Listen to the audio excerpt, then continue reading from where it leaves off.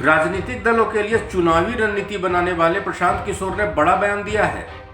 प्रशांत किशोर ने दावा किया है कि अगले 20 से 30 सालों तक बीजेपी को हराना कठिन होगा। देश की राजनीति में बीजेपी के कद को दूसरे दलों के लिए चुनौती देना बेहद मुश्किल भरा होगा। अंग्रेजी अखबार द इंडियन एक्सप्रेस से बातचीत में प्रशांत किशोर ने जिक्र किया कि कांग्रेस को बिहार से सीखना चाहिए। उन्होंने राजद का नाम लिए बिना कांग्रेस को राजनीतिक विरोधी को चुनौती कैसे दी जाती है उसे सीखने की सलाह दी।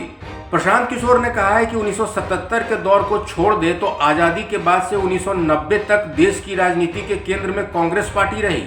उस समय हर तरफ कांग्रेस का बोलबाला था, कांग्रेस की मौजूदगी देश भर में थी।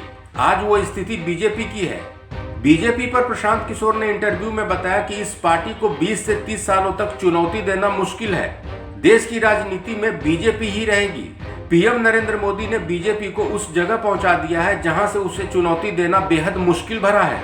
प्रशांत किशोर के मुताबिक राजनीति में खबरों में बने रहने की जरूरत होती है, लेकिन कांग्रेस इसमें फेल हो चुकी है। 1984 के दौर में कांग्रेस पार्टी चरम पर थी। उस समय कांग्रेस को ऐतिहासिक जीत मिली, वो बहुत बड़ी जीत थी। 1990 के बाद कांग्रेस पार्टी सिमटने लगी। हालांकि सोनिया गांधी के नेतृत्व में कांग्रेस ने तत्कालीन बीजेपी नेता अटल बिहारी वाजपेयी को चुनौती दी थी। वाजपेयी जी के शासन के बाद कांग्रेस के नेतृत्व वाली यूपीए सरकार की गठबंधन वाली सरकार बनी। इसके बावजूद कांग्रेस में मतदाताओं को अपील करने की ताकत घटती चली गई। बताते चले कि प्रशांत किशोर ने कुछ दिनों पहले ऐलान किया था कि वो बिहार से 2 अक्टूबर को 3000 किलोमीटर की पदयात्रा शुरू करने जा रहे हैं।